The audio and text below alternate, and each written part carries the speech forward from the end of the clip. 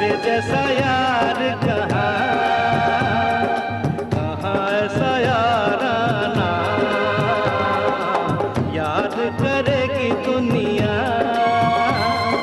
तेरा मेरा अफसाना।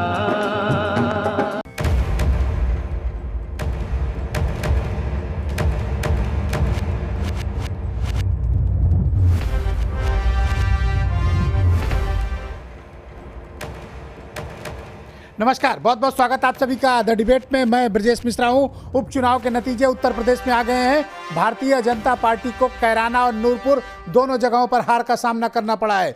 भारतीय जनता पार्टी ने ये दोनों सीट गंवा दी है। ये दोनों sitting seats Bharatiya Janata party की रही है। आखिर कैराना और नूरपुर में ऐसा क्या हुआ कि गठबंधन ने करिश्मा करके दिखा दिया? भारतीय जनता पार्टी की स्ट्रांग पूरब यानी गोरखपुर से और फूलपुर से शुरू हुई हार मध्य उत्तर प्रदेश और पश्चिमी उत्तर प्रदेश और उत्तराखंड से लगे हुए बिजनौर जनपद तक पहुंच गई है। भारतीय जनता पार्टी उत्तर प्रदेश में कानपुर का एक चुनाव छोड़कर सारे उपचुनाव बीजेपी पिछले 16 महीने के भीतर लगातार उत्तर प्रदेश में हार रही है। भारतीय जनता पार्टी के लिए बहुत चौंकाने वाली बात है। वो इसलिए क्योंकि उसके 73 सांसद उत्तर प्रदेश से आते हैं और उत्तर प्रदेश की हार दिल्ली रास्ता रोकने के लिए पर्याप्त है। तो भारतीय जनता पार्टी के साथ ऐसा क्या हो रहा है? ऐसे 16 महीनों में क्या ऐसा हुआ कि भारतीय जनता पार्टी जिसकी स्ट्रांग होल्ड इस क्षेत्र में रहा है उसको अपना क्षेत्र गंवाना पड़ा? 5 लाख से भी ज़्यादा वोट मिले थे और उसमें से भी 3.5 लाख के आसपास वोटों से हुकुम सिंह जीते थे। आज उसी भारतीय जनता पार्टी को हार का सामना कैराना और नूरपुर में करना पड़ा। जो वहाँ के जातीय समीकरण बने और जो मुद्दे बने वो बीजेपी को विचलित कर गए।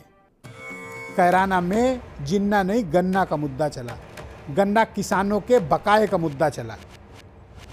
कैराना में जाट जो भारतीय जनता पार्टी के लिए 2014 और 2017 में पश्चिम उत्तर प्रदेश में बड़ा एसेट थे, वो वापस अपने परंपरागत पार्टी राष्ट्रीय लोकदल की तरफ चले गए, खुल कर गए।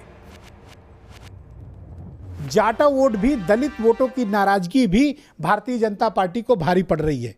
सहारनपुर से निकली हुई चिंगारी और 2 अप्रैल को भारत बंद के दौरान उत्तर प्रदेश में हिंसा और उसके बाद की गई कार्रवाई का नतीजा यह है कि दलित बड़े हिस्से में अनरेस्ट है। शायद यही कारण है कि टोटल कास्ट हुए वोट में से 51% वोट गठबंधन यानी राष्ट्रीय लोकदल को गए। और आपको जानकर हैरानी होगी और चौंकेंगी भी कि पिछली बार 3% वोट मिले थे राष्ट्रीय लोकदल को इसी कैराना में। आज उसी कैराना में 51% का वोट शेयर राष्ट्रीय लोकदल का है। इसमें साथ कौन कौन है? समाजवादी पार्टी है, इसमें साथ कौन है? बीएसपी है, इसमें साथ कौन है? इमरान मसूद, उनकी पार्टी कांग्रेस है। लेकिन क्या भारतीय जनता पार्टी कैराना और नूरपुर के मुद्दे, वहां के लोगों की बातें और वहां के समस्याओं को पकड़ने में फेल रही है? क्या भारतीय जनता पार्टी ने हवाई कैंपेन किया? बीजेपी से चूक क्या हुई और यह चूक उसके लिए कितनी घातक है? क्या बीजेपी अपनी गलतियों से सबक लेने को तैयार है? अगर पूर्वी उत्तर प्रदेश में अखिलेश यादव ने पटकनी दी तो इस बार सेनापति बनकर सामने आए जयंत चौधरी। उन्होंने पश्चिम उत्तर प्रदेश में भारतीय जनता पार्टी को पटकनी दी। साथ किसका लिया? अखिलेश यादव और मायावती का। तो ये गठबंधन उत्तर प्रदेश में तो भारतीय जनता पार्टी पर भारी और बहुत भारी पड़ रहा है, बीजेपी की मुश्किलों को बढ़ा रहा है। जाटो मुस्लिम ये इकट्ठे हुए और नतीजा कैराना और नूरपुर इनके हाथ से निकला। 2013 के दंगे, जब ये माना जा रहा था कि जाट और मुस्लिम अलग हो चुके हैं, इस चुनाव ने शायद उनको जख्मों को काफ़ी भरा और उनको नज़दीक लाया है। यही वो कॉम्बिनेशन है जिसके सहारे चौधरी चरण सिंह और उसके बाद उनके बेटे अजीत सिंह और अब उनके बेटे जयंत चौधरी की पार्टी का बाउंस बैक हुआ है। कोई सोच नहीं सकता था कि जो पार्टी हाशिए में लग गई, जो पार्टी किनारे लग गई, जिस पार्टी का एक विधायक वो भी पार्टी छोड़कर चला गया हो, कोई साथ देने को तैयार ना हो, वो पार्टी बाउंस बैक करती है 51% वोट शेयर के साथ। बड़ा राजनीतिक मैसेज है, इस मैसेज को समझने की जरूरत है।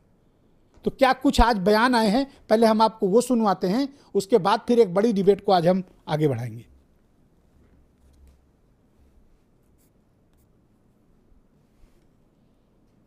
ऑल राइट, मेरे साथ आज खास मेहमान इस चर्चा में मुझे ज्वाइन कर चुके हैं। आलोक अवस्थी यूपी में बीजेपी के स्पोक्स पर्सन है, कृष्णकांत पांडे कांग्रेस के स्पोक्स पर्सन, और मेरे साथ असीम वकार AMIM के स्पोक्स पर्सन है, मुझे ज्वाइन कर चुके हैं। संदीप राय मेरे साथ मौजूद हैं, टाइम्स ऑफ इंडिया से जुड़े रहे हैं, बहुत ही सीनियर जर्नलिस्ट हैं और पश्चिम उत्तर प्रदेश की राजनीति को संदीप बहुत अच्छे से समझते हैं। आज हमारे विशेष आग्रह पर इस कार्यक्रम में मौजूद हैं। आम आदमी पार्टी के spokes person Pankaj Tripathi, DR Sahu साहब जाने माने राजनीतिक विश्लेषक, और सीनियर जर्नलिस्ट सिद्धार्थ कलंस भी मुझे डिबेट में ज्वाइन कर चुके हैं।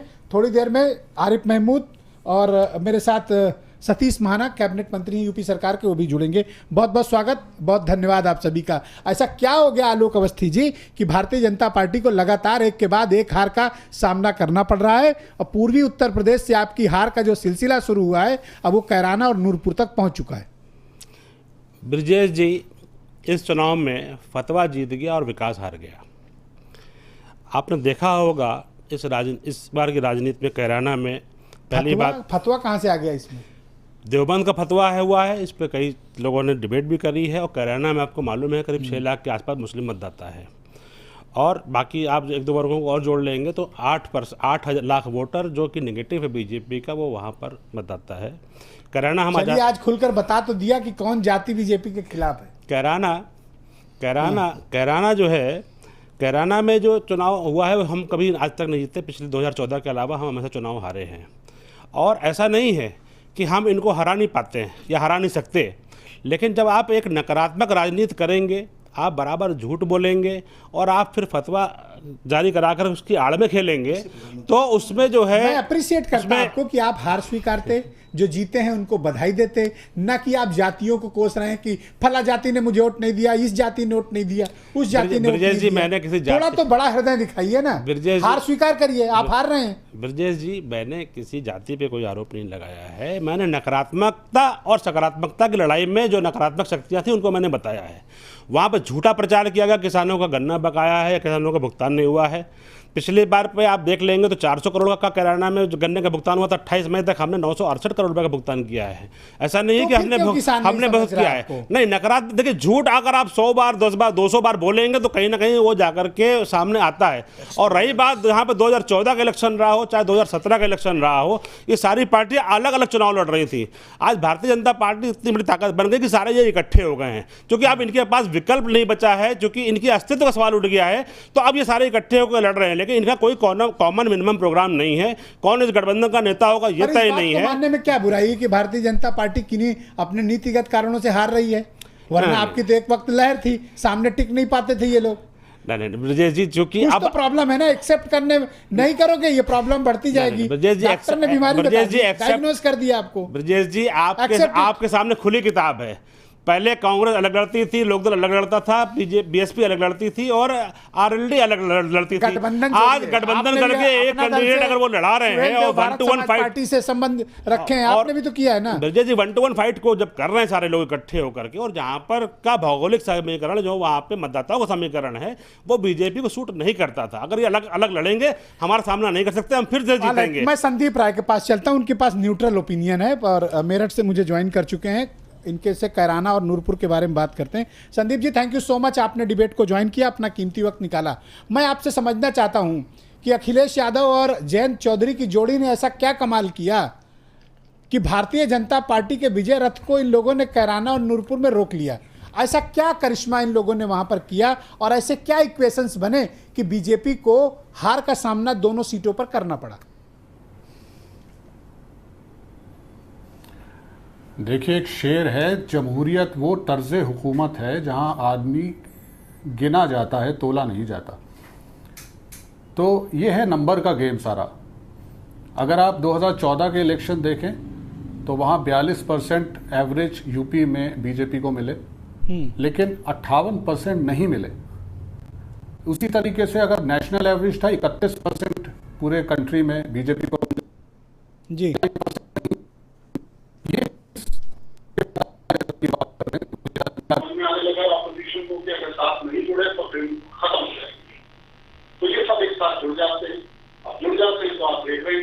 जी संदीप, मैं आपसे कनेक्ट नहीं हो पा रहे हैं, हम वापस आपके पास आएंगे। थे, तब आपको जोड़ने की कोशिश करेंगे। कृष्णकांत पांडे जी, ऐसी क्या वजह हो गई कि भारतीय जनता पार्टी को वहाँ इतनी करारी शिकस्त का सामना करना पड़ा? देखिए, और बीजेपी अपनी हार स्वीकार नहीं कर रही है, वो जातियां ढूंढ कर लाई, बता रही फला फला जाति ने हमें वोट नहीं दिया। भारतीय जनता पार्टी ने अभी अभी बताया कि गठबंधन यह लोग एक हो गए, इसलिए हम हार गए, ये हो गया वो हो गया। बेहतर होता कि कानून ने बनाया, आज बड़ी बहुमत में अभी भी है कि बीजेपी के अलावा इस देश में कोई भी राजनीतिक दल गठबंधन नहीं करेगा, क्योंकि तानाशाह लोग कर सकते हैं। दूसरी चीज बहुत अच्छी, ये कुछ बातें कह रहे थे आलोक अवस्थी जी की झूठ जीत गया, ये हो गया, लोग झूठ बोले, गलत बयानी। तो मैं सोचा ये प्रधानमंत्री जी को भूल के कहीं ये अमित शाह जी को कैसे कह रहे हैं, ये तो उनके पार्टी के लोग हैं। तो मुझे ये लगा जहां धन शक्ति लगी हुई थी, तंत्र शक्ति लगी हुई थी, ईवीएम वीवीपैट, और सबसे महत्वपूर्ण ये हार बीजेपी की नहीं, मैं मानता हूं कैराना की हार या प्रधानमंत्री जी की हार है। सीधे सीधे कि जो बागपत बनारस में इतनी एक्सीडेंट में हत्याएं हो गई, प्रधानमंत्री जी को अपने संसदीय क्षेत्र में जाने का समय नहीं मिला, और चुनाव के एक दिन पहले वो बागपत में रैली कर रहे हैं। 9 किलोमीटर की वह सड़क जिसे मनमोहन सिंह जी ने पैसा अलॉट कर दिया था अपने शासनकाल में, 9 किलोमीटर पर 36 किलोमीटर का शो कर रहे हैं। जीती समाजवादी पार्टी, जीती आरएलडी, आप तो इतने दीवाने हुए जा रहे हो। निश्चित रूप से वह कैराना में प्रभावित करने का कुप्रयास था। चुनाव आयोग आदर्श आचार संहिता का भले ही उल्लंघन न रहा हो, लेकिन लोकनीति और लोकाचार का पूरी तरह से प्रधानमंत्री जी द्वारा उल्लंघन किया गया, और इस उल्लंघन के बाद भी धन्य है कैराना की जनता, नूरपुर की जनता उसे प्रणाम करता जी कौन तय करेगा? एक एक करके पहले चुनाव आयोग ने अनुमति दी थी। आलोक जी प्लीज एक एक करके अपनी बात रख लें पहले आप लोग, फिर सेकंड राउंड में हम लोग सबको जोड़ेंगे। असीम बकार जी, बहुत धन्यवाद, आपने डिबेट को ज्वाइन किया। भारतीय जनता पार्टी का कोई कार्ड नहीं चला, ना नूरपुर में ना कैराना में, ये हार गए। आलोक अवस्थी ने अभी एक बड़ा पॉइंट खोज के लाया कि साहब फतवा निकला, फतवा जीत गया, विकास हार गया। सर, सबसे पहले तो आपको बधाई, आलोक अवस्थी जी को बधाई हारने के लिए। हाँ। और मुझे क्यों बधाई दे रहे हो? आपको बधाई जीतने के लिए। ओके। और जयंत जी को, आरएलडी को, अजीत जी पड़ोस को, में कांग्रेसी हैं, इनको भी बधाई थोड़ा दे देते हैं। जिन लोगों ने दूसरों की शादी में डांस कर रहे हैं, जिन लोगों ने समर्थन किया, उन सबको कैराना और नूरपुर की जीत की बधाई। सर, सच्चाई यह है कि हकीकत यह है कि इस जीत में हमारा भी साथ शामिल है। हाँ, आपको भी बधाई चाहिए, ये माने या ना माने। हाँ। लेकिन ईमानदारी से, चाहे वो जयंत हो, चाहे अखिलेश जी हो, चाहे पांडे जी हो, इनको बधाई हमको भी देना चाहिए। नहीं, आपको भी बधाई। हाँ, क्योंकि हमने भी कहीं जबरन मांग रहे हो तो ले लो, वैसे तो कोई नहीं हल्लो कर रहा है। एक जो बहुत अहम चीज है जिस पर मैं आप लोग का ध्यान दिलाना चाहता हूं, वो बहुत अहम चीज है। अभी तक के कंडीशन ये बीजेपी ने खड़ी कर दी थी कि मुसलमान का नाम लेने से वोट नहीं मिल रहा था हिंदू का। अगर मुसलमान का नाम ले रहा है कोई तो उसको वोट नहीं मिल रहा है हिंदुओं का। जयंत चौधरी ने जो कमाल किया है, मैं उनको सलाम करता हूं, सैल्यूट करता हूं कि नूरपुर और कैराना दोनों मुस्लिम प्रत्याशी, जो भारतीय जनता पार्टी ने ये हालात पैदा किए थे कि नाम लेने से मुसलमान का वोट नहीं पड़ रहा था, वहां पे मुस्लिम प्रत्याशियों को हिंदू का वोट इस पड़ा। मिथक को तोड़ दिया। यस, तोड़ दिया। और ये हिंदुस्तान के आने वाले कल के लिए बहुत खूबसूरत और बहुत बेहतरीन भविष्य का इशारा है ये। अच्छा, जिन्ना का वीजा खत्म? सर, जिन्ना तो कभी थे ही नहीं। ओके। जिन्ना तो पाकिस्तान चले गए। और मैं समझता हूं जिन्ना का बार बार भूत यहां लाकर भारतीय जनता पार्टी खुद अपने आप को धोखा दे रही थी, क्योंकि जिन्ना तो मानने वाला कोई यहाँ है नहीं।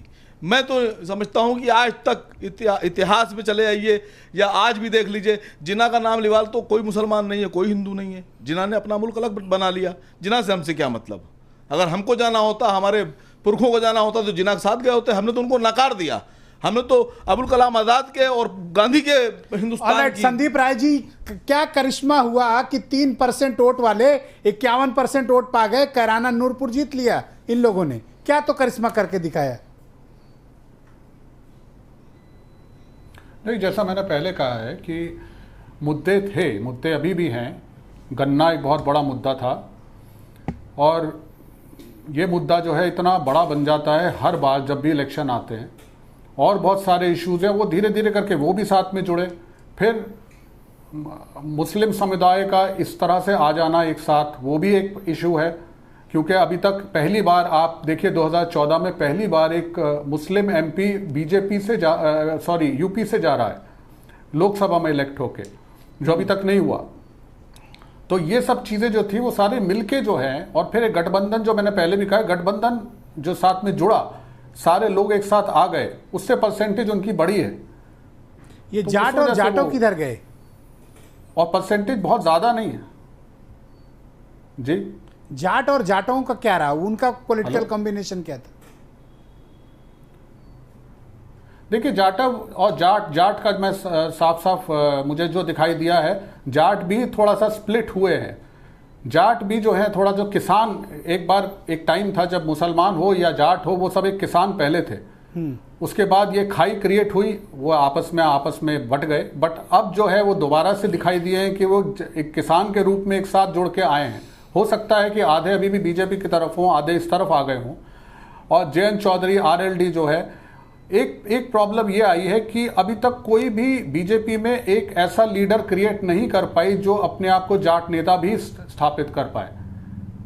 वो एक बीजेपी का नेता पहले है, जाट नेता बाद में है। क्या आप मानते हो तो कि यहाँ जयंत पर जो है चौधरी दूसरा जो अब जाटों आ गया, के या पश्चिम उत्तर प्रदेश के एक बड़े नेता, युवा नेताओं की अग्रिम पंक्ति में खड़े हो गए और अपनी पार्टी का उन्होंने बाउंस बैक कराया?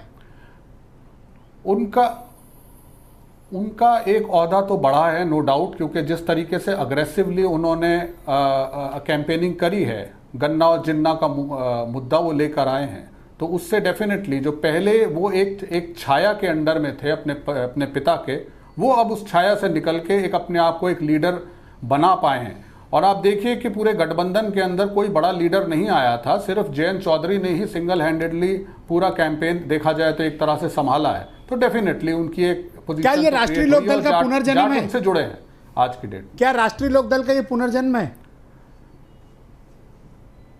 इसको कहना बहुत अभी इनिशियल होगा अगर हम ये कहें कि पुनर्जन्म है, क्योंकि इसमें सब मिलकर एक साथ आए हैं। लेकिन हाँ, एक पोजीशन आरएलडी की बेटर डेफिनेटली हुई है। उनके अंदर एक नेगेटिविटी जरूर कम हुई होगी, क्योंकि पिछले 2 बड़े इलेक्शंस वो हार गए, और उनका इवन जो पैतृक घर वो अपने आप को मानते थे, जो उनका वहां दिल्ली में था, लुटियंस दिल्ली में, वो भी चला गया। तो अब ये माना जा सकता है कि हाँ, कम से कम कुछ तो उम्मीद दिखाई दे रही है इस पार्टी को। और सिद्धार्थ कलहंस जी मुझे ज्वाइन कर चुके हैं, बहुत ही जाने माने पत्रकार हैं उत्तर प्रदेश से। सिद्धार्थ जी, थैंक यू सो मच, आपने डिबेट को ज्वाइन किया। मैं आपसे समझना चाहता हूं कि उत्तर प्रदेश में 2017 के बाद लगातार भारतीय जनता पार्टी अगर एक उपचुनाव को विधानसभा का छोड़ दे, सिकंदरा का, तो सारे चुनाव हार रहे हैं, पूरब से लेकर मध्य उत्तर प्रदेश और पश्चिम उत्तर प्रदेश में। उसके बावजूद बीजेपी ये मानने को तैयार नहीं है कि जनता उसको पसंद नहीं कर रही या उनकी नीतियों में कुछ खामियां हैं, उसको एक्सेप्ट नहीं करना चाहते, न ये रिस्पॉन्सिबिलिटी फिक्स करना चाहते हैं। देखिए, अगर इस सच्चाई को स्वीकार नहीं कर रही है भारतीय जनता पार्टी तो ये दुर्भाग्य है, क्योंकि भारतीय जनता पार्टी को 1 वर्ष से भी कुछ कम समय रह गया है, जबकि एक महासमर में उतरना है जो कि लोकसभा का 2019 का चुनाव है। तो जितनी जल्दी हो सके इस सच को स्वीकार कर लेना चाहिए कि भारतीय जनता पार्टी को अपनी नीतियों पर काम करने के तरीके पे, और जो एक पुराना ढर्रा रहा है चुनाव का, अभी मैं कुछ देर पहले सुन रहा था कि साहब झूठ जीत गया, फतवा जारी हुआ, जबकि नहीं, एक बात और आलोक अवस्थी ने बताई, आप लोगों ने गौर नहीं की, इन्होंने जातियां चिन्हित कर दी कि कौन कौन जाति के लोग या कौन कौन से समुदाय के लोग बीजेपी को वोट नहीं देते हैं। बिल्कुल, ये बड़ा चौंकाने वाली उन्होंने बात की, ये पॉलिटिकल कंट्रोवर्सी है उनका स्टेटमेंट।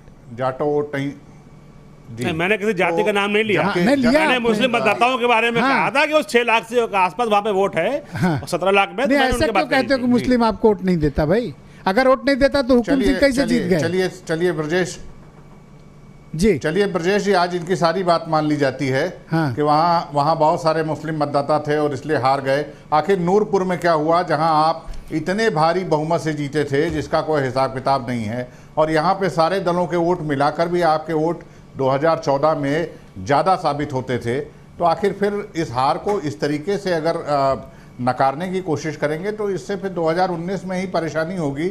और मुझे एक और अच्छी बात लगी कि उत्तर प्रदेश में ये चुनाव जो पश्चिम उत्तर प्रदेश के कैराना में हुआ, यहाँ पर लाख कोशिशों के बावजूद, तबस्सुम बनाम मृगांका करने के बाद, जिन्ना बनाम वो करने के बाद, फतवे की बात करने के बाद, जबकि दारुल उलूम देवबंद ने नकारा कि उसने कोई फतवा अच्छा, आप नहीं ये दिया। मानते हो कि लेकिन गन्ना इसके किसानों बाद के भी बकाये का मतदाताओं मुद्दा ने- ही इस बार चुनाव में सेंटर ऑफ सर, अट्रैक्शन गन्ने रहा? को सबसे ऊपर, गन्ने जी, आज आज आज ये अच्छाई है इस चुनाव की कि आज ये चुनाव मुद्दों पर हुआ है, गन्ना किसानों के बकाये पर हुआ है। और अगर ये कहते हैं कि हमने पिछली बार से गन्ने का ज़्यादा बकाया भुगतान किया, तो पिछली बार जिन्होंने तो क्या नहीं किया भारतीय था, जनता पार्टी वहाँ वो के नब्ज लोगों ने टटोलने में उसको फेल भी रही? हराया, नब्ज नहीं उसको टटोल भी पाई? हराया था। सिद्धार्थ कलंस, क्या नब्ज नहीं टटोल पाई बीजेपी? बिल्कुल नहीं, बिल्कुल नहीं। और कैराना के बगल नूरपुर की हार तो शायद नूरपुर में तो विपक्ष को भी इस तरह के प्रदर्शन की उम्मीद नहीं थी।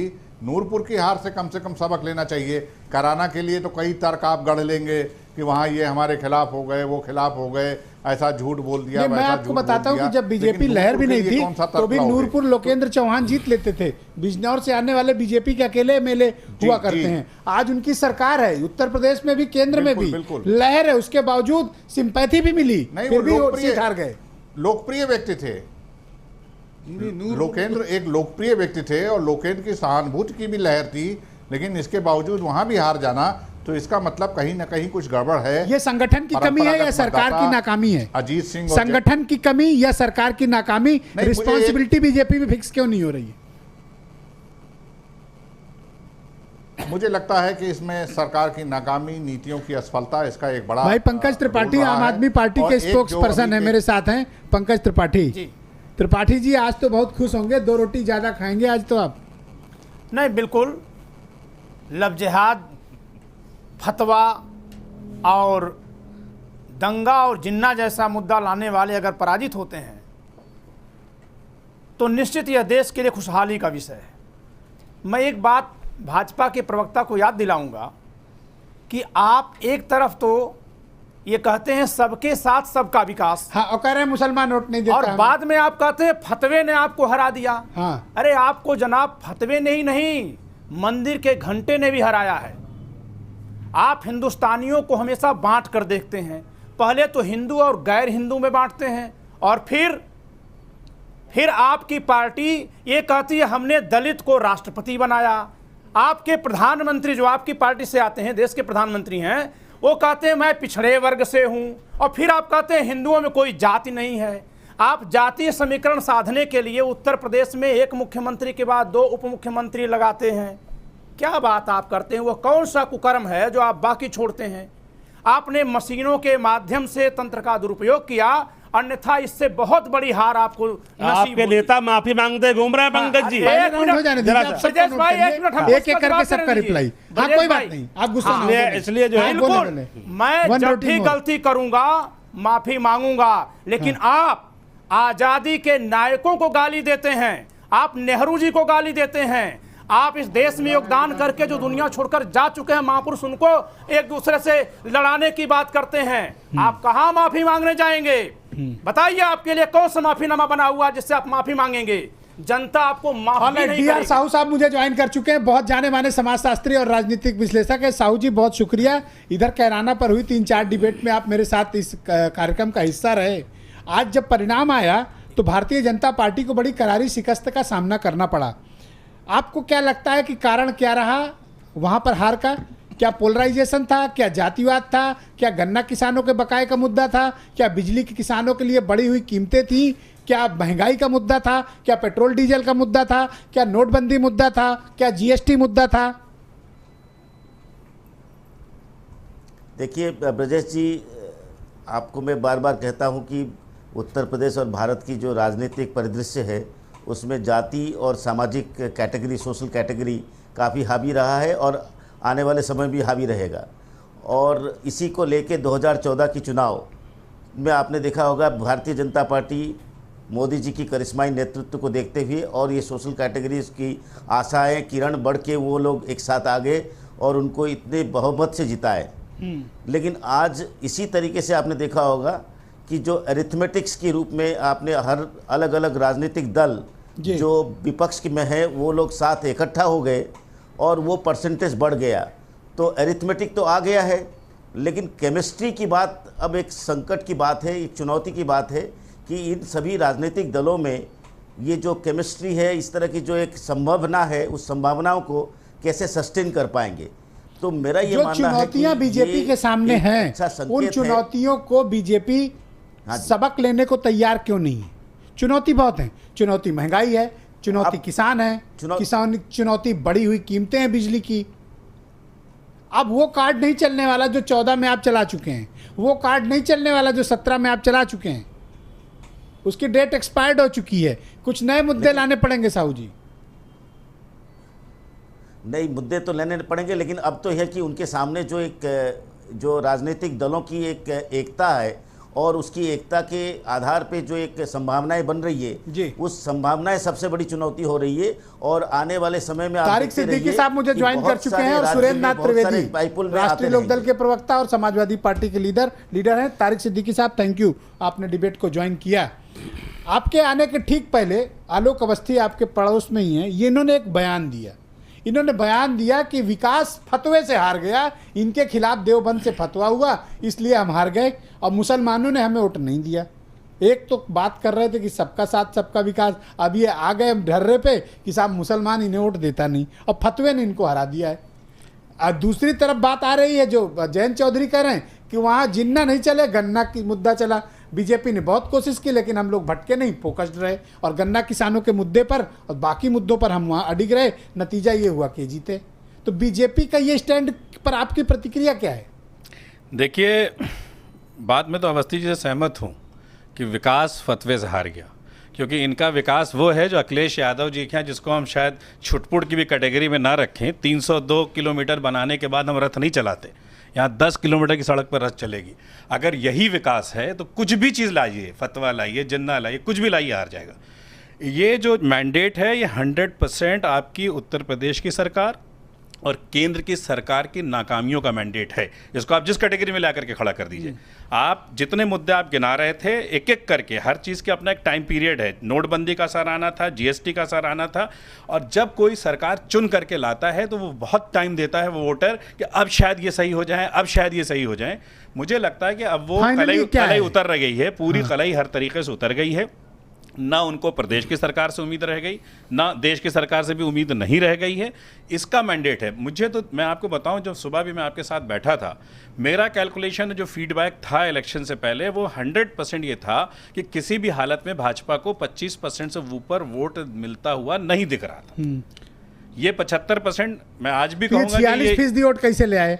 ईवीएम तो है ना सर, 20-22%, 15% ईवीएम डाल। अरे जीतने का मतलब क्या है? जहां हम 2.5-3 लाख से जीत सकते हैं तो वहां हम 1 लाख से जीत रहे हैं, 55,000 से जीत रहे हैं। ईवीएम ने इनको, देखिए, इन्होंने छोड़ा कुछ नहीं। इन्होंने पूरा छोटा मोटा से लेकर के, ना पोलराइजेशन छोड़ा इन्होंने, ना इन्होंने इसका ईवीएम का साथ छोड़ा, सब मिला करके। आपने भी तो जाति गोलबंदी की। हमने कौन? आप भी जाटों के बीच वहां घूमे, मुस्लिमों के बीच घूमे, दलितों के बीच घूमे, आपने कोई कसर थोड़ी छोड़ी। अब आप ये बताइए कि हमने छोड़ा किसको? भाई, हम अगर पॉलिटिक्स सबके, ये कहते हैं सबका साथ सबका विकास, हम तो सबको लेके चल रहे हैं ना। हम मुसलमान को भी लेके चल रहे हैं, दलित, वो हम थोड़ी कुंभों में बांट देते हैं कि कुंभा हमारा है, वो कुंभा तुम्हारा है और इसके लिए काम करेंगे और उसके लिए काम नहीं। मुसलमान हमें वोट नहीं देता, यही बोले थे ना। तो मैं पूछना चाहता हूँ, तिलाक में जो इतनी तालियां बजी थी, 3 तलाक, और ये था कम से कम 50% मुस्लिम औरत तो दे ही देंगे, फिर वो वोट कहाँ गया इनका? 2019 में जवाब मिलेगा। सुरेंद्र नाथ त्रिवेदी मेरे साथ मौजूद है, राष्ट्रीय लोकदल के लीडर हैं। पंकज जी, जरा त्रिवेदी जी को जोड़ लें। आज वो दूल्हा है भाई, आज चुनाव जीते हैं तो उनको थोड़ा अवसर तो दो। बहुत बहुत बधाई, आपने कैराना का चुनाव आपके प्रत्याशी ने जीत लिया, आपका खाता खुला। आपका तो विधायक भी चला गया था, अब आपका सांसद हो गया, यही क्या कम बड़ी बात है। और पहला मुस्लिम सांसद है जो उत्तर प्रदेश से गए हैं, जिसका जिक्र अभी संदीप राय भी कर रहे थे। मैं जानना चाहता हूँ कि क्या मुद्दे ऐसे रहे, आप लोगों ने ऐसा क्या रणनीति बनाई कि आप भारतीय जनता पार्टी को वहाँ पर हराने में कामयाब रहे? देखिए मिश्रा जी, सबसे पहले तो मैं ये कहना चाहूँगा कि बेरोजगार नौजवान और परेशान किसान की जीत है। ये दोनों ही लोग भारतीय जनता पार्टी के शासन में बहुत चीज़ें समझ में आ जाती हैं जी। हाँ बोले, आप कंटिन्यू रहें प्लीज। तो डोंट, हम इंटरप्ट नहीं कर रहे हैं, बस जस्ट हम लोग तो आपस में। दूसरी तरफ अगर राजनीतिक भाषा में कहा जाए जी, तो 2014 में जो एनडीए का गठबंधन बना था 44 पार्टियों का, हाँ, तो इन्होंने वो एनडीए का गठबंधन बना करके उत्तर प्रदेश ही नहीं पूरे देश को ठगने का काम किया। तो राजनीतिक भाषा में ये है कि ठगबंधन पर गठबंधन की जीत हुई है, ये मेरा कहना है मिश्रा जी। देखिए, उत्तर प्रदेश की जनता बड़ी जागरूक जनता है। अगर सारी पार्टी के लोग कहते हैं कि जनता जनार्दन, तो एक कहावत भी है, ऊपर वाला देता है तो छप्पड़ फाड़ के दिया, छप्पर फाड़ के ना। 3% वोट था आपका जी, अखिलेश यादव के घर नहीं, से हमको टिकट भी- लेके हमको आए, भी दिया। 51% का वोट।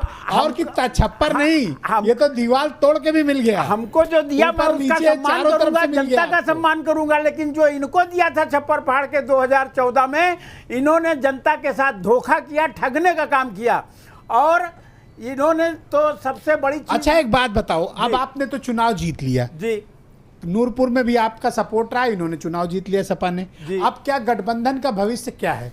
आपको कुछ ज्यादा हिस्सा चाहिए? अब तो जीत गए हैं, अब तो आपकी डिमांड बढ़ेगी ना। देखिए, गठबंधन में सभी दलों को बड़े दिल से काम करना पड़ेगा, चाहे वो आपका हमारे दिल कितना बड़ा है?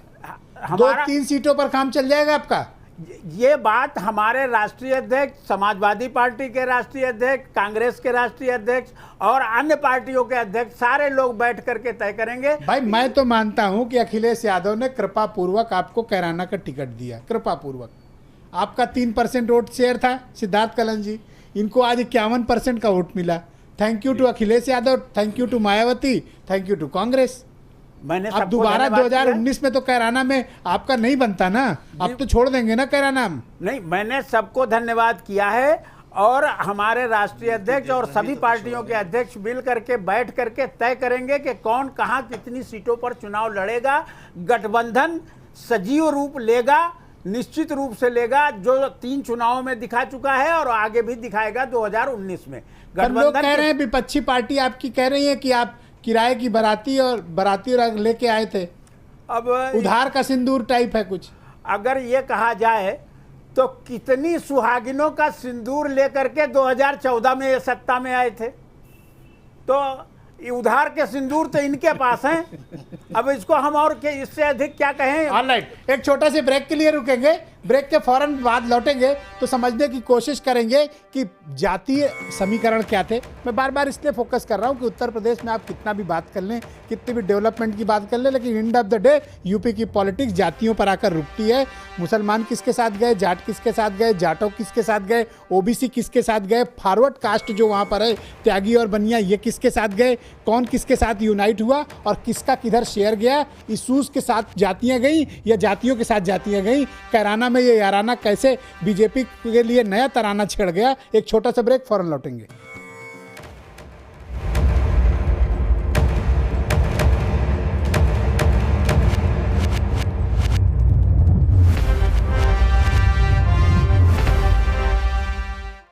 जैसा यार कहाँ ऐसा याराना, याद करेगी दुनिया तेरा मेरा अफसाना।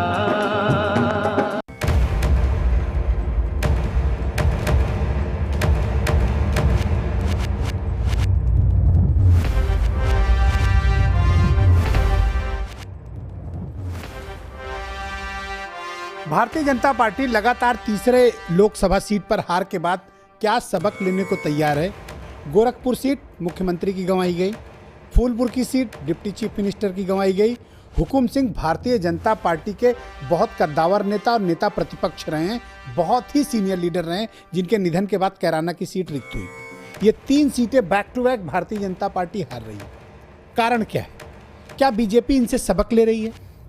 क्या ये सरकार के प्रति उपजी नाराजगी का नतीजा है, या ये गठबंधन की जातिगत अर्थमैटिक्स है, जिसका जिक्र आज अखिलेश यादव कर रहे थे कि जिस कैलकुलेशन से हमें हराया गया, हमने बीजेपी से वही सीख लिया और बीजेपी पर वही इस्तेमाल कर दिया।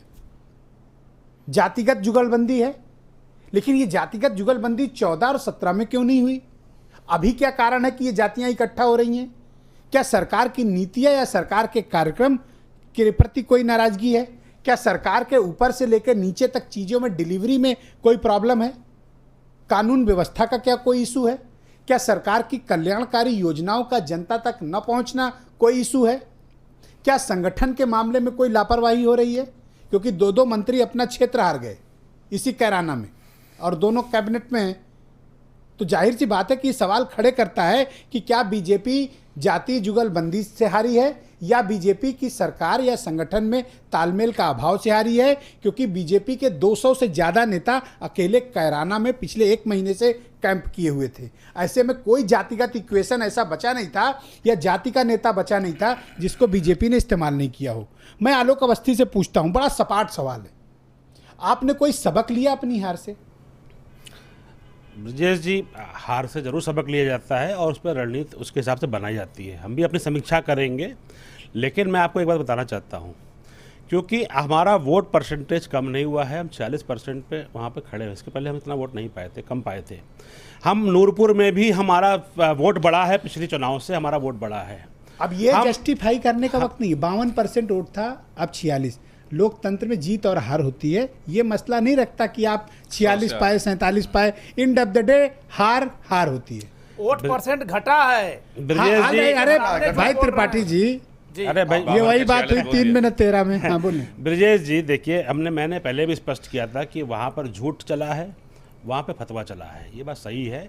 और वहाँ पर जिन पार्टियों को हाशिए पे पहुँचा दिया था भारतीय जनता पार्टी ने नरेंद्र मोदी जी के नेतृत्व में, वो आज सब इकट्ठा हो रहा है, चूंकि उनके अस्तित्व की लड़ाई आ गई है। कोई इनका मिनिमम प्रोग्राम नहीं है। ये 19 तो पब्लिक नहीं वोट होगा तभी तो आए ना ये। मैं पूरा करता हूँ ब्रजेश जी, ठीक है।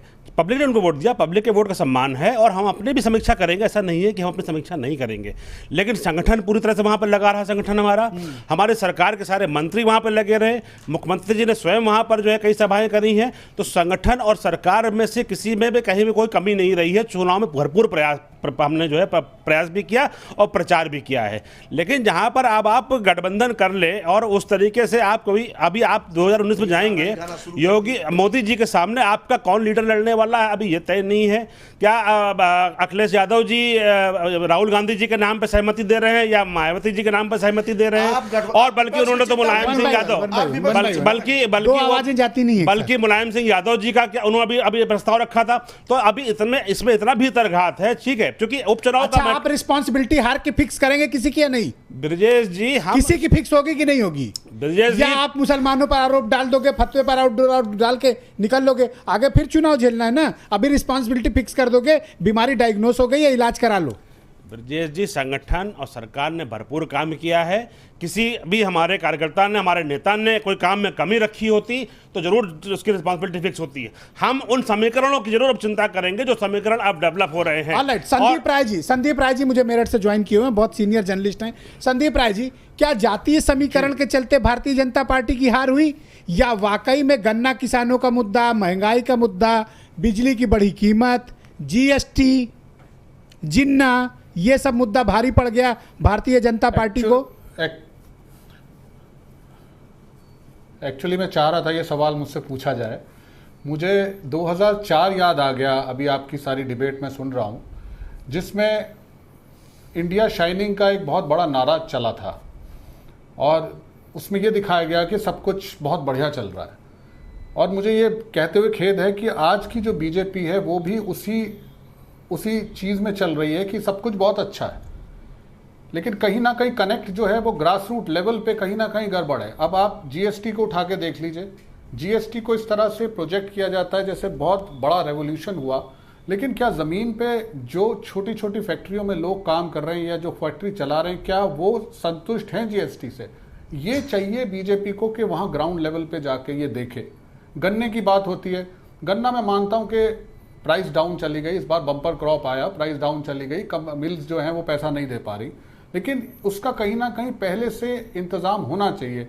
अभी मेरी सुरेश राणा जी से बात हुई जो गन्ना मंत्री भी हैं, उन्होंने मुझसे ये चीज़ कही कि इस बार बम्पर क्रॉप हुई है, 20 करोड़ टन ज़्यादा गन्ना पैदा हुआ पूरे यूपी के अंदर, ये उनकी स्टेटमेंट है, जिसकी वजह से प्राइस शुगर की डाउन गई, मिल का जो है प्रॉफिट डाउन चला गया, वो पैसा नहीं दे पा रहे। अरे भाई, तो वो तो पहले से मालूम था ना कि इस बार बम्पर क्रॉप आएगी, तो उसका इंतजाम पहले से होना चाहिए। तो मेरे कहने का मतलब ये है कि ये जो मुद्दे हैं जमीन पे जाके करने बहुत जरूरी है। ठीक है, आप कहते जा रहे हैं कि सब कुछ बहुत बढ़िया चल रहा है और विकास हो रहा है, सब हो रहा है, ठीक है, वो आप कर रहे हैं, बहुत अच्छी बात है, लेकिन कहीं ना कहीं जमीन पे देखना भी जरूरी है। जी, ऑलराइट। कृष्णकांत पांडे मेरे साथ मौजूद हैं, उत्तर प्रदेश में कांग्रेस कमेटी के कांग्रेस के स्पोक्स पर्सन हैं। कृष्णकांत जी, आपको क्या लगता है, क्या जिन्ना कारण रहे हार के या गन्ना कारण रहा हार का? महंगाई कारण रहा है या फतवा कारण रहा है जिसका जिक्र आलोक अवस्थी ने किया? देखिए, वहाँ के चुनाव में भारतीय जनता पार्टी का ये 4 साल से जो करिश्मा झूठ और फरेब का था, वो इस बार वहाँ की जनता ने पहचानने का काम शुरू किया। गोरखपुर से शुरू हुआ पहचानने का काम, उत्तर प्रदेश में कैराना तक पहुंचा, अब वहाँ की जनता ने पहचानने का काम किया। एक और महत्वपूर्ण देखिए, काम मैं हुआ। कांग्रेस की महत्वपूर्ण भूमिका मानता हूं तारिक सिद्दीकी सहारनपुर में नकुड़ और गंगोह में, जो इमरान मसूद और मसूद फैमिली का डोमिनेंट एरिया है, और वहां से बड़े निर्णायक बढ़त तबस्सुम हसन यूनिलैटरल सपोर्ट दिया उन्होंने। शामली, कैराना और थाना भवन से उतना इनको लीड नहीं मिली सिद्धार्थ जी, जो इनको नकुड़ और गंगोह से मिली। तो इनको इमरान मसूद का शुक्रगुजार होना चाहिए। बोलिए पंडित जी। एक चलो, थोड़ा तो ताकत मिली आपको। एक नहीं, ताकत तो आप जब चाहते हैं दे देते हैं, जब चाहते हैं फिर जो है लो, इस पर भी आरोप। नहीं, आपने ताकत दिया, थैंक यू। हाँ, एक आपको ध्यान नहीं था, मैंने याद दिला दिया। नहीं, मैं जान रहा था, लेकिन मैं तो अब मौके पे बोलता ना। एक महत्वपूर्ण बात और है कि जैसा अभी वकार साहब ने भी एक बात कहा कि उत्तर प्रदेश में 2 जात संप्रदाय की बात तो कहीं न कहीं आ जाती है। 2 मुसलमान उम्मीदवार लड़ रहे थे विपक्ष के, और बिहार में भी कांग्रेस आरजेडी गठबंधन के मुसलमान उम्मीदवार लड़ रहे थे। इस बार हिंदुस्तान की जनता ने यह तय किया, उत्तर प्रदेश हो चाहे बिहार हो, उसने ये कहा कि हिंदू मुसलमान जाति पात धर्म नहीं चलेगा। हमारी संस्कृति हजारों साल की रही है आत्मसात करने की, सबको, चाहे जो भी हमारे देश में है, हम सबको आत्मसात करते रहे। और एक बार फिर जाति धर्म मजहब जितना ये लोग 5 साल से लड़ा रहे थे, उससे दूर होके हमने आत्मसात किया। और मुसलमान उम्मीदवार हो चाहे हिंदू, आपका नेता कौन है पंडित जी, ये बता दीजिए। अरे छोड़िए, इनका नेता इमरान मसूद है। हमारे गठबंधन के 22 दलों में कौन नेता है? दल में नरेंद्र मोदी से बड़ी हैसियत के लोग बड़े हुए। अब कौन नेता गठबंधन मोदी से बड़े। अरे शर्म नहीं आती? प्रधानमंत्री बागपत में आके कैसी बात जाता है। अरे कौन नेता है आपका? मैं जान पूछ रहा हूँ, आप उछल क्यों रहे हैं? बौखलाइए क्यों? कुर्ता पहने प्रधानमंत्री ने बौखलाइए ही आंगन में कौन नेता है आपका? बताइए। आपका नेता मुलायम सिंह यादव है या आपका नेता मायावती है या आपका नेता राहुल गांधी है? गठबंधन का कौन नेता है? आप शांत हो जाइए प्लीज। गठबंधन का कौन नेता बता नहीं पा रहे? प्रधानमंत्री की हार है या बीजेपी की सेकेंडरी? असीम बकार, आलोक अवस्थी का रिस्पॉन्ड करिए। नहीं, देखिए, बार जिन्ना आ रहा है, तो साहब जिन्ना के बारे में एक बात कह दें। जिन्ना इनके स्टार प्रचारक थे बीजेपी के। जिन्ना जी बीजेपी के स्टार प्रचारक थे, और इनके स्टार प्रचारक फेल हो गए। और सबसे जो अहम बात है, ये क्यों ऐसे कहते हैं कि मुसलमान इन्हें वोट नहीं देता? मुसलमान इनको वोट देगा ही नहीं। ये इस काबिल नहीं कि अकेले ठेकेदार हो क्या? काबिल नहीं कि मुसलमान इनको आप वोट ठेकेदार हो मुसलमानों के, आप तय करोगे कि मुसलमान कहाँ जाएगा? आपने मुझसे पूछा, मैं नहीं देता। अब मुझसे जबरदस्ती आप वोट ले लीजिएगा या ले लेंगे? ये सर, मुसलमान ठीक कह रहे हैं कि फतवे से चक्कर नहीं, मुसलमान का वोट लेने के लिए इनको देशभक्त बनना पड़ेगा, ईमानदार बनना पड़ेगा, और अच्छा इंसान बनना हमने तो 3 तलाक को समर्थन दिया। हमने 3 तलाक में महिलाओं को समर्थन दिया, बराबर का अधिकार दिया, और कानून भी ला रहे हैं सजा करने का। सर एक मिनट, इनको अभी लगेंगे 7 जन्म। ये 7 बार मरे हो, 7 बार पैदा हो, तब ये हमारी बातों पर खरे उतरेंगे। अभी इन्होंने पूछा आपका नेता कौन? सर, मेरे नेता ओवैसी जी, हमारे बराबर में बैठे हुए कांग्रेस वाले, इनके नेता राहुल जी, उनके नेता अखिलेश जी। जब इतने नेता खड़े होंगे, कौन आपका विपक्ष का नेता खड़ा होने वाला जो लड़ेगा मोदी जी से? सर जवाब दे रहा हूँ। आपके सहयोगी उनको बोलिए। किससे लड़ना पसंद करेंगे आप? मोदी जी से कहिए कि ओवैसी साहब से हैदराबाद में लड़ने जाकर। अरे कोई नेता ही नहीं है विपक्ष का आपका कोई प्रोग्राम है आपका? आप क्या प्रोग्राम देंगे देश को? आप क्या देंगे प्रोग्राम? आप बताइए ना। एक मिनट, आप बताइए ना। एक सूत्री का अगर आप हमें देंगे तो हम जीएसटी बैक कर लेंगे। अरे आप तो कहीं है ही नहीं राजनीति में, देश के आपको क्या देंगे? हम जीएसटी बैक कर लेंगे। आप देश की राजनीति में कहीं है ही नहीं। हमारी स्थिति वो है, बाइनोकुलर से भी देखना जाएंगे तो शक्ल दिखाई पड़ेगी कहां पर चले गए। हमारी स्थिति वो है, एक बिंदु से ज्यादा आप कहीं पर भी नहीं पूरे देश की राजनीति में। अब देखिए, आप चुप क्यों रहा हूं बार? मैं चाहता हूं मेरी आवाज पहुंचे। चाहता हूं उसकी समाजवादी पार्टी ये बतावे, बहुजन समाज पार्टी ये बतावे कौन नेता। मेरी स्थिति वो है जो 1984 से पहले आपकी भी नहीं थी।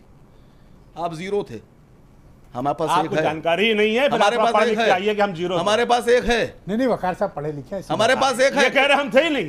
1984 से पहले कितने सांसद थे आपके पास? अरे गुस्सा क्यों हो रहा है? 84 में हमारे 2 सांसद थे। मैं कह रहा हूँ 84 में हमारे 2 सांसद थे। 1984 से पहले जो आप नहीं थे वो हम हैं। बात थे, उसमें कौन सी बड़ी बात हमने स्वीकार किया है? उसके बाद से हम बढ़ावा बढ़ते चले गए। अरे सर, और आज बहुमत से भारतीय जनता पार्टी देश में जो है लोकसभा में कि मुसलमान वोट नहीं दे रहा है। कारण क्या है? आसिम बकार की बात बहुत ध्यान से सुना कीजिए। ये धमकाओ मत। अगर अकल लगा के नहीं सुनिएगा तो समझ नहीं पाइएगा। मैंने आपसे पूछा, आपने कहा क्या है आप? मैंने कहा हम वो हैं जो आप 1984 से पहले थे नहीं, हम वो हैं। अब आप बताइए 84 से पहले आप क्या थे? 44। देखिए विपक्ष का नेता कौन है? तो दे दीजिए ना ये कांग्रेस का जवाब। अरे आप तो न 3 में न 13 में, आपको हम क्या जवाब दे रहे हैं? पहली बात आप हैदराबाद से बाहर निकलिए पहले। आप देश में कहीं भी एक सीट जीत के दिखा दीजिए तो हम आपको मान जाएंगे। आप तारिक सिद्दीकी, आप मुझे बताओ कि आप इस गठबंधन का भविष्य क्या है और क्या सीट शेयरिंग का फार्मूला होगा? क्योंकि आरएलडी भी जीती है, तो अब जीतने के बाद उसका एक्सपेक्टेशन लेवल बड़ा है। देखिए आपने भले ही बड़ा दिल दिखाया हो, लेकिन त्रिवेदी जी कितने बार बड़ा दिल दिखाएंगे? देखिए नेता, अब मैं कोई लड़ाई नहीं लगा रहा, मैं तो केवल सवाल कर रहा हूं। बिल्कुल ब्रजेश जी, आपका सवाल बिल्कुल जायज़ है और ये सवाल सबके दिमाग में है। नेता जनता तय करती है। जनता ने, भारतीय जनता पार्टी ने 14 से पहले हमारे वोटर्स को ये समझाया कि साहब ये ज़ात पात की लोग का बात करेंगे या ये परिवारवाद वाले लोग हैं। नतीजा क्या हुआ? एक आदमी को चुन लिया पूरे।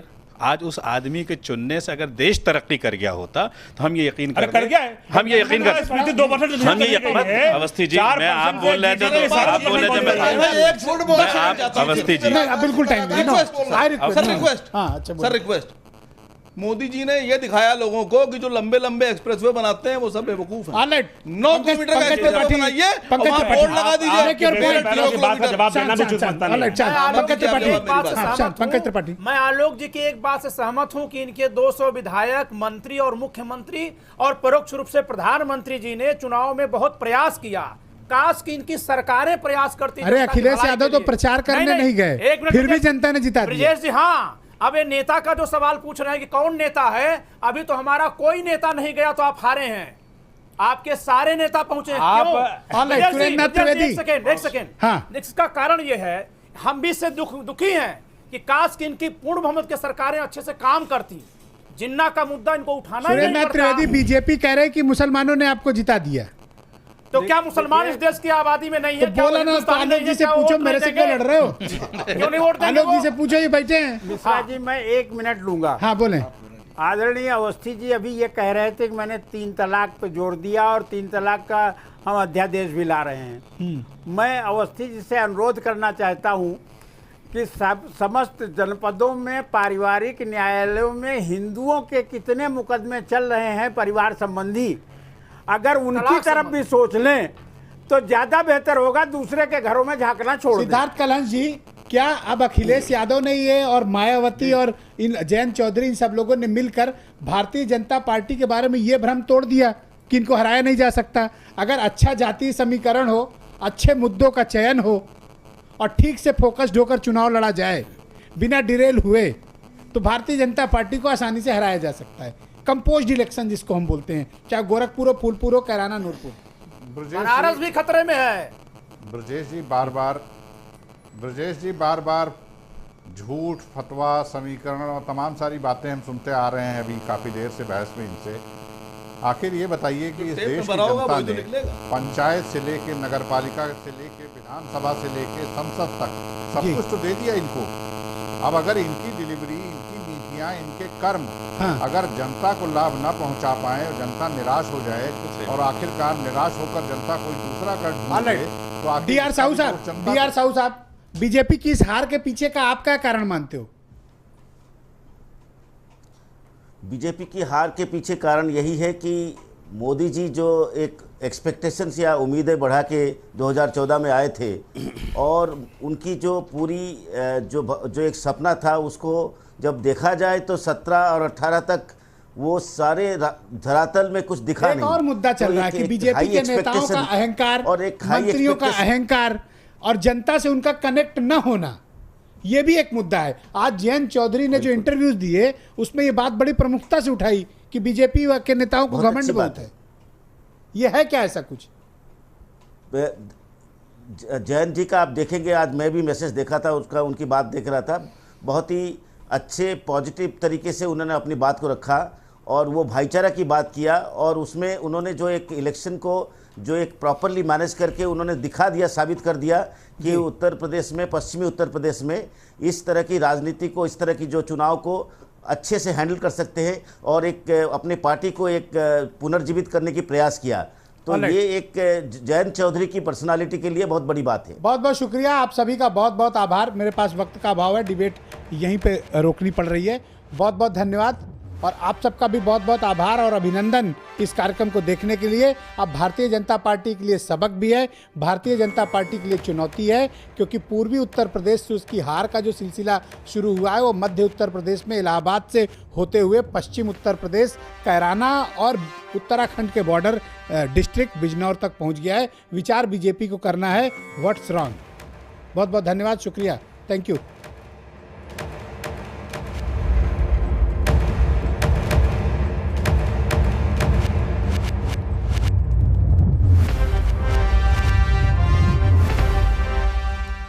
तेरे जैसा यार